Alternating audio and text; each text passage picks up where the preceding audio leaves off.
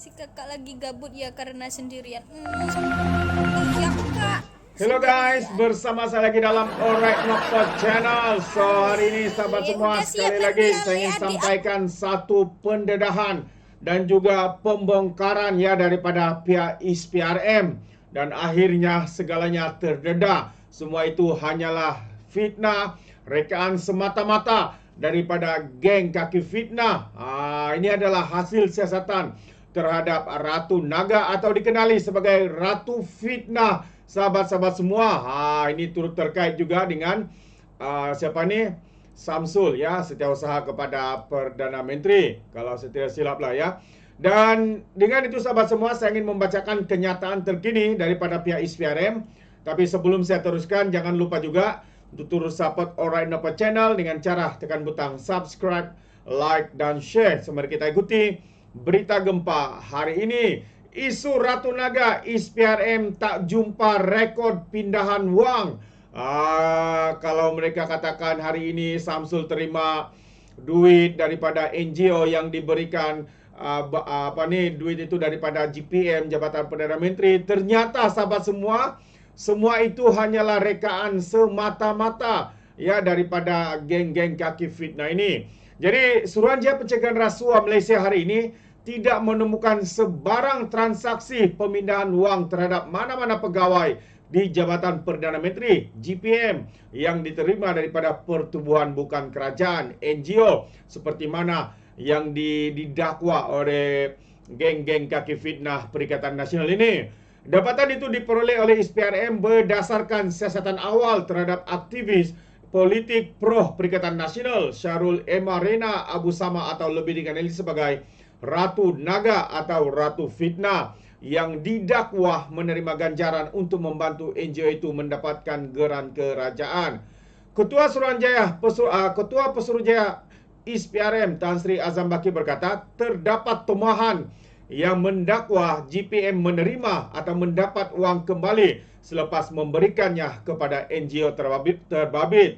Dan Azam Baki berkata, siasatan mendapati dana itu diberi kerajaan karena NGO terbabit membuat permohonan. Namun setakat ini tiada indikator yang menunjukkan wang itu diberi kepada pegawai tertentu di Jabatan Perdana Menteri. Katanya pada satu sidang media selepas menghadiri Majlis Konvensyen Pegawai Integriti Bertauliah ke-10 di Dewan Tun Hussein On World Trade Center Kuala Lumpur yang dirasmikan oleh Ketua Setiausaha Negara Tan Sri Zulkifli Ali hari ini. Azam turut mengulangi kenyataan beliau bahawa ISPRM tidak menahan Ratu Naga. Sebaliknya hanya memanggil beliau dan pihak lain untuk dirakam percakapan berhubung dakwaan itu. Jadi saya nak betulkan kenyataan beberapa pihak, iaitu beliau tidak ditangkap. Kami memanggil semua termasuk saksi-saksi lain yang terlibat dengan NGO itu, katanya. Aktivis politik itu disiasat berhubung dakwaan telah menerima beberapa peratus hasil kutipan sumbangan yang diberikan kepada sebuah badan bukan kerajaan. Dalam perkembangan lain, Azam berkata pihaknya akan memberikan tempoh lanjutan bagi dua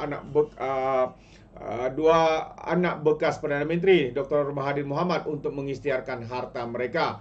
Itu antara kenyataan ya daripada pihak ISPRM. Yang pertama tadi sahabat semua berkaitan dengan dakwaan kononnya Ratu Naga ini menerima sumbangan ataupun bantuan yang telah diberikan kepada sebuah NGO, dan dakwaan itu kononnya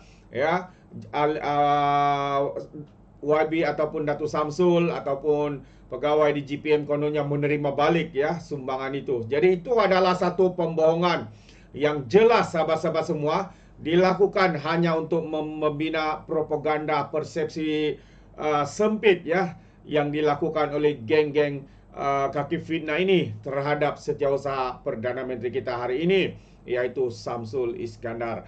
Jadi seperti yang saya katakan tadi, perkara yang kedua, ISPRM melanjut masa untuk Mokzani karena libatkan banyak harta. Terlalu banyak harta sahabat-sahabat semua, sehingga dilanjutkan masa untuk mereka menyediakan laporan keuangan mereka aset mereka yang ada dalam negara maupun yang ada di luar negara. Jadi sekali lagi kalau saya baca, ISPRM. Ketua Pesuruhjaya ISPRM Azam Baki berkata anak bekas Perdana Menteri Mahathir Mohamad Moghzani diberi tempo lanjutan untuk mengisytiharkan hartanya kerana ia melibatkan banyak aset. Moghzani ada memohon tambahan masa sebelum ini dan ISPRM telah melanjutkan selama 30 hari lagi. Tempo yang diberikan itu adalah wajar katanya kerana berdasarkan penerangan pegawai penyiasat yang menjalankan siasatan. Ini kerana harta-harta yang terlibat untuk disiasat adalah begitu banyak dan perlu details terperinci untuk mendapatkan dokumen atau akaun berkaitan katanya seperti dilapor media. Begitu banyak harta ya. Sehingga perlukan 30 hari lagi sahabat-sahabat semua. Jadi semalam Azam mengesahkan bahawa Moghzani seperti abangnya Mirzan turut diberikan tempo lanjutan untuk mengisytiharkan harta mereka. Adik-beradik itu telah dikeluarkan perintah di bawah Seksyen 36 Akta ISPRM ya untuk memerlukan mereka isytiharkan harta mereka dalam tempo 30 hari. Tempo notis asal sepatutnya tamat pada pertengahan bulan ini ya. ISPRM telah memanggil Mirzan dan Moghzani untuk disoal siasat bulan lepas walaupun sifat sebenarnya siasatan itu tidak jelas. Dan pada 6 Februari Azam memberi amaran bahawa jika adik-beradik itu gagal menjawab dalam masa yang ditetapkan, mereka boleh menghadapi pertuduhan jenayah. Soal itu mereka mengeluarkan kenyataan meminta pihak berkuasa bersabar kerana mereka perlu mengumpulkan maklumat selama 43 tahun. Banyak betul kekayaan mereka ni ya. Minggu lalu, Perdana Menteri Anwar Ibrahim menafikan bahawa siasatan rasuah yang juga tertumpu kepada orang kepercayaan Mahathir dan bekas Menteri Kewangan Daim Zainuddin bermotifkan dendam. Dia juga membidas pihak yang mencadangkan agar mereka yang sudah lanjut usia tidak diheret. Sebelum ini, Daim dan isterinya, Naimah Abdul Khalid juga yang didakwa kerana gagal isytiharkan hartanya, menuduh Anwar cuba membalas dendam. Perseteruan mereka bermula sejak 1998 apabila Mahathir memecat Anwar sebagai timbalan Perdana Menteri dan dikenakan tuduhan liwat. Ya, itu antara perkara yang dilakukan oleh kekejaman politik ya ketika itu. Kita tahu siapa mereka sahabat semua. Jadi Anwar menegaskan bahawa pertuduhan itu adalah konspirasi politik yang direka oleh Mahathir dan mereka yang dikaitkan dengannya yang juga bekas Perdana Menteri itu.